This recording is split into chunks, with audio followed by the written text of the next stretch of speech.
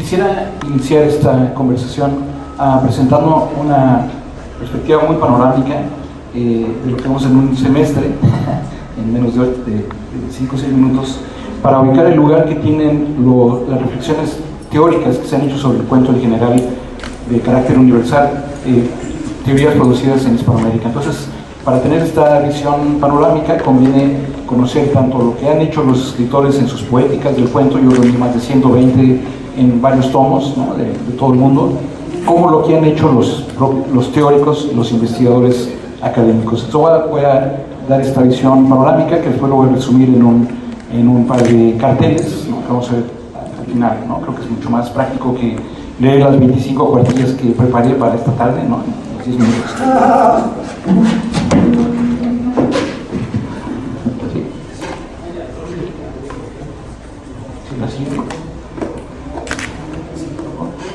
Sí, vamos a ver, pasamos a la siguiente. Vamos a ver primero la teoría del cine del cuento clásico, que realmente se inicia con la reflexión de Poe, que habla precisamente del efecto, que es inversamente proporcional a la extensión, el tono adecuado desde el punto de vista del creador y la estructura. Esta es la teoría, realmente, aunque es una reflexión sobre un poema del mismo Poe, ha funcionado muy bien como el modelo de toda la teoría clásica. La siguiente. Bueno, algunas de las principales poéticas de creación del cuento clásico, decía que yo reuní más de 100, pero bueno, se dio a fines del XIX y principios del siglo XX en inglés, en ruso, en francés, en japonés y en español. Han sido sobre todo lo que llama la atención a algunos escritores hispanoamericanos como Darío, Quiroga, Alfonso Reyes y Cortázar, entre otros, sobre el cuento clásico. Pero los principales teóricos, si ustedes ven en este panorama general, destacan también algunos teóricos en Argentina, en Venezuela y en México. En el caso de México se trata de cuentistas que han trabajado durante muchos años en talleres y han llegado a reflexionar de manera teórica y no solamente de práctica. La siguiente. Bueno, estos son los rasgos básicos del cuento clásico, ¿no? Un inicio catafórico que anuncia lo que viene, un tiempo secuencial, espacio transparente, un narrador omnisciente y confiable, personajes que están en un momento de crisis, un lenguaje literal, una ideología pedagógica y un final epifánico. Vamos a ver un momento la siguiente. Estas son algunas de las representaciones gráficas, ¿no?, que, bueno, no da tiempo de ver. El triángulo de Freytag a fines del 19, la escopeta de Chekhov, que sostiene que si aparece una escopeta debe de ser disparada en algún momento, si la economía de recursos. El iceberg de Hemingway, ¿no?, la idea de que lo más importante es lo que no se ve, todo el trabajo de eliminación. Y el laberinto micénico, es decir, el laberinto con un final epifánico, que da la impresión de que el final es inevitable, ¿no?, la inevitabilidad retrospectiva. Bueno, es un poco más técnico, vamos a pasar al siguiente. Sí, el siguiente, por favor. Y básicamente la idea del cuento clásico es que hay dos historias, la historia 1 y la historia 2, y la 2, que esta es la propuesta, el primero que lo propuso fue Poe, la historia 2 aparece como una sorpresa, ¿no? Estos 4 elementos que se mencionaron hace un momento, ¿no?, por parte de Milagros, en realidad, tal vez el elemento central aquí es la sorpresa, ¿no?, la epifanía, la revelación de una verdad al final. La siguiente. En cambio, el cuento moderno es lo opuesto al cuento clásico. Entonces, la siguiente. Bueno, en su interior desaparece el final epifánico, se vuelve abierto, ambiguo o múltiple, ¿no? La siguiente. Bueno, aquí vean en esta evolución de las poéticas, también aparecen de manera destacada algunos autores hispanoamericanos como Macedonio Fernández, María Luisa Bombal en Chile, ¿no?, y Rulfo en México. Bueno, la siguiente. Bueno, también aquí las primeras teorías, ya no las poéticas. En el 76, Lidalona Mestoy en Argentina comparó el cuento clásico con lo que ella llama el cuento epifánico y señaló 10 características. La siguiente. Y esta colega peruana, Catalina de Vallejo, que desde hace más de 20 años trabaja en Canadá, propuso una tipología cultural a partir de la semiótica de Lotman, que también se mencionó hace un momento, ¿no? Y Luis Barrera Linares empezó a reflexionar sobre el minicuento en Hispanoamérica en los años 90 en Venezuela. Bueno, aquí son las características contrarias a lo que vimos, un inicio anafórico que remite a algo que ya ocurrió y eso cambia todos los demás elementos, ¿no? La ambigüedad ideológica, un lenguaje irónico, personajes contradictorios, un final abierto y una intertextualidad ligada a un texto particular.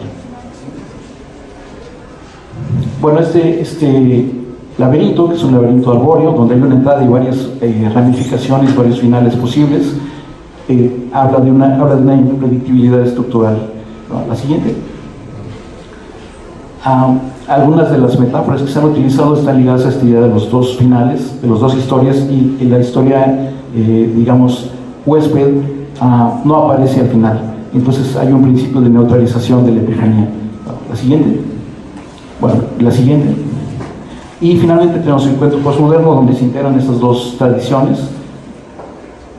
Y hay dos mecanismos en la estética del cuento postmoderno: la simultaneidad y el simulacro, es decir, simultáneamente aparecen rasgos clásicos y modernos, o hay simulacros de lo clásico o de lo moderno. Y el primer texto importante que hizo precisamente Ficciones de Borges, en el año 44.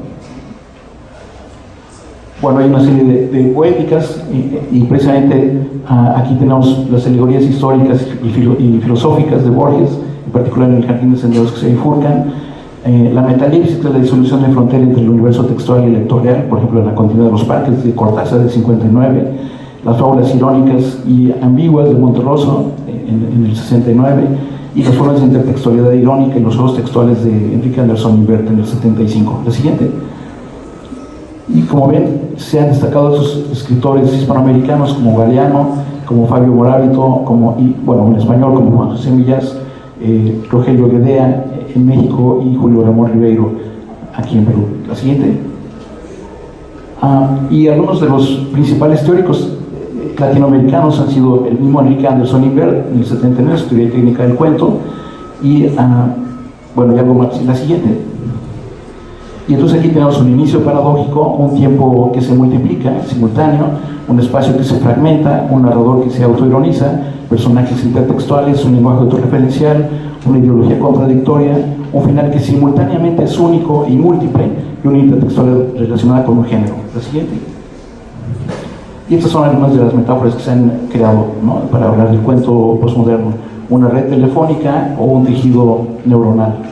Tiene una entrada y múltiples salidas. Y si podemos salir de este archivo, para terminar, creo que me quedan 2 minutos. ¿Podemos salir de este archivo? Sí, salir de aquí. Y vamos a ver esto mismo condensado en un par de imágenes para cerrar esta presentación. Hace poco se hizo entonces una serie de carteles que se llama Semiótica Popular, donde aparecen este modelo del cuento clásico, moderno y postmoderno, y que se aplica también para cualquier otro tipo de texto narrativo, pero vamos a verlo de manera gráfica para ver este concepto de los laberintos, ¿no? Hay una tradición muy importante, por supuesto, de creación, de antologías y de difusión editorial. Sin embargo, no hay tanta atención a la reflexión teórica, el trabajo académico, ¿no?, a la creación de antologías, la investigación de autores.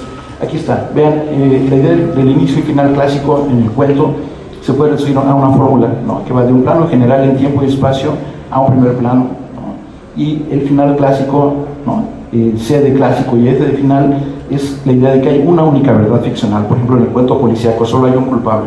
Podemos avanzar rápidamente para ver qué pasa con el inicio y final moderno en este esquema. El siguiente cartel, más arriba, y esto para terminar. Bueno, y algunos ejemplos de cuento, pero vean, el recorrido del lector va de un punto a otro de manera muy directa, ¿no?, en esta especie de laberinto circular. Y la siguiente, ¿no?, el inicio y el final moderno. La fórmula podría ser precisamente todo lo que no es el inicio clásico, y lo mismo ocurre con la multiplicación de verdades en el final moderno, ¿no? Y para terminar, vamos a avanzar.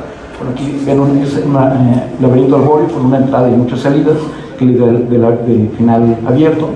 Y para terminar, podemos entrar a ver el final postmoderno, ¿no? El cuento postmoderno tiene un inicio donde hay una suma de posibilidades del cuento clásico y del cuento moderno de manera simultánea, ¿no? Y esta multiplicación de posibilidades también aparece en el final, ¿no? El símbolo de esta es una suma de posibilidades.